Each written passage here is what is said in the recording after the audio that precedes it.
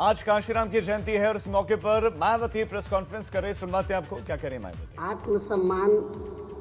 एवं स्वाभिमान के मूवमेंट के रुके कारवां को मान्यवर श्री कांशीराम जी द्वारा स्थापित किए गए बामसेफ,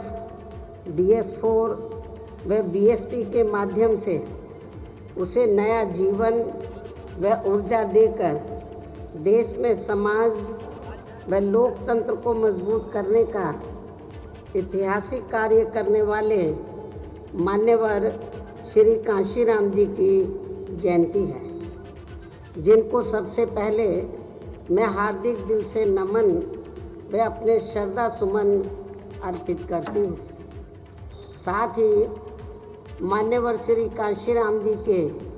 अपार अनुयायियों एवं समर्थकों को भी इनके जन्मदिन की उन्हें मैं हार्दिक बधाई एवं शुभकामनाएं देती हूँ तथा उनसे ये भी उम्मीद करती हूँ कि ये लोग उनके मानवतावादी BSP मूवमेंट के समक्ष आने वाली सभी चुनौतियों व षड्यंत्रों आदि का डटकर मुकाबला करते हुए इसे नई शक्ति व ऊंचाइयां प्रदान करने में लगातार संघर्ष करते रहेंगे। इसके साथ साथ विकट परिस्थितियों में भी ये लोग कभी भी हताश व निराश नहीं होंगे और इन्हें मैं ये भी बताना चाहती हूँ कि BSP विरोधी जातिवादी पार्टियाँ व ताकतें चाहे सत्ता में हो या विपक्ष में, खासकर चुनाव के समय में ये सभी पार्टियां व ताकतें किस्म किस्म के साम दाम दंड भेद आदि अनेकों हथकंडे इस्तेमाल करके BSP के विरुद्ध एकजुट हो जाती हैं, जिनको मान्यवर श्री कांशीराम जी ने भी काफ़ी झेला है और अभी भी BSP मूवमेंट की मजबूती को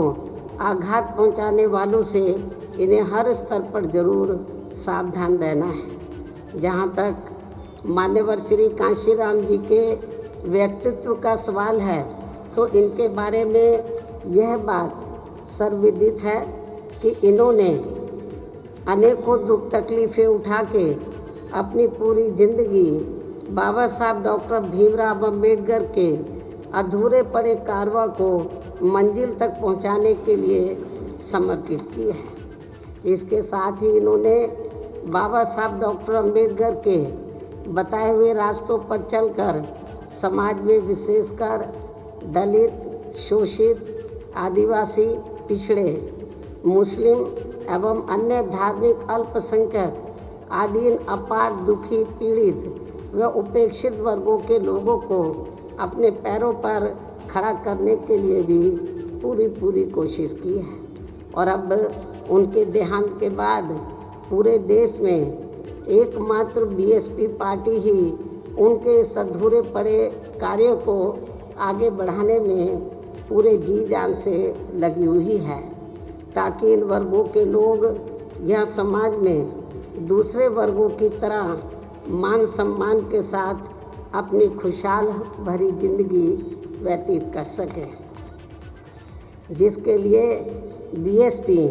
इन लोगों को हर स्तर पर तैयार करने में रात दिन पूरी मेहनत के साथ लगी हुई है और इनको पार्टी की हर छोटी बड़ी बैठकों व जनसभाओं आदि में उनकी ये बात उनकी यानी कि मान्यवर श्री कांशीराम जी की व बाबा साहब डॉक्टर अम्बेडकर की भी ये बात समझाई जा रही है कि जब तक केंद्र व राज्यों में जातिवादी, पूंजीवादी एवं संकीर्ण मानसिकता रखने वाली पार्टियों की सरकारें चलती रहेंगी तो तब तक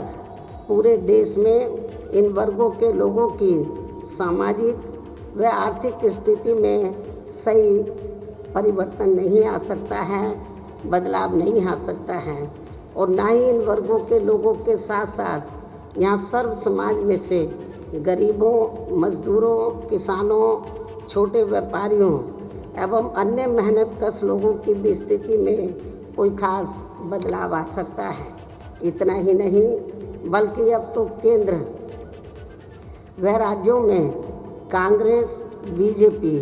व अन्य पार्टियों की जो भी सरकारें चल रही हैं तो वे आए दिन ऐसे नए नए नियम व कानून आदि बना रही हैं जिसमें इनका और ज़्यादा पतन हो रहा है, जिसके तहत ही पिछले कई महीनों से देश के किसान केंद्र सरकार से इनके 3 नए बनाए गए कृषि कानूनों को वापस लेने के लिए अभी तक भी लगातार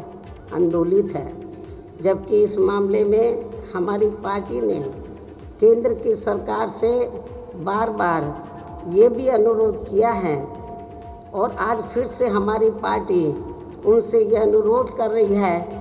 कि जब देश के किसान केंद्र सरकार के बनाए हुए 3 कृषि कानूनों से सहमत नहीं हैं तो फिर केंद्र की सरकार को अपने इन 3 कृषि कानूनों को वापस ले लेना चाहिए, तो ये उचित होगा। बीएसपी की भी ये मांग है और इस मामले में हमारी पार्टी पूरे तौर से किसानों की इस मांग के साथ खड़ी है और हमारी पार्टी यही चाहती है कि केंद्र की सरकार अपने 3 कृषि कानूनों को ज़रूर वापस ले। इसके साथ साथ जिन किसानों की इस आंदोलन के दौरान मृत्यु हो गई है तो केंद्र के साथ साथ राज्यों की सरकारें भी उनके पीड़ित परिवार को उचित आर्थिक सहायता जरूर प्रदान करें। साथ ही उनके एक सदस्य को इन्हें सरकारी नौकरी भी जरूर देनी चाहिए। इसके अलावा यहाँ मैं ये भी कहना चाहूँगी कि केंद्र व उत्तर प्रदेश सहित देश के विभिन्न राज्यों में व खासकर बीजेपी की सरकारों के चलते यहाँ पेट्रोल, डीजल व रसोई गैस आदि की बढ़ती कीमतों से आसमान छूती महंगाई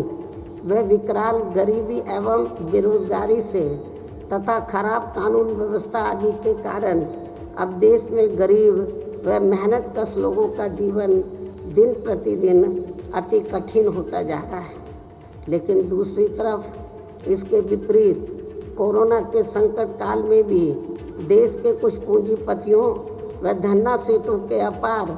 निजी धन में जो भारी बढ़ोतरी होती जा रही है तो ये सरकार की जनहित व जन कल्याण संबंधी नीति व नियत पर भी काफ़ी सवाल खड़ा करता है और इससे आम जनता का भला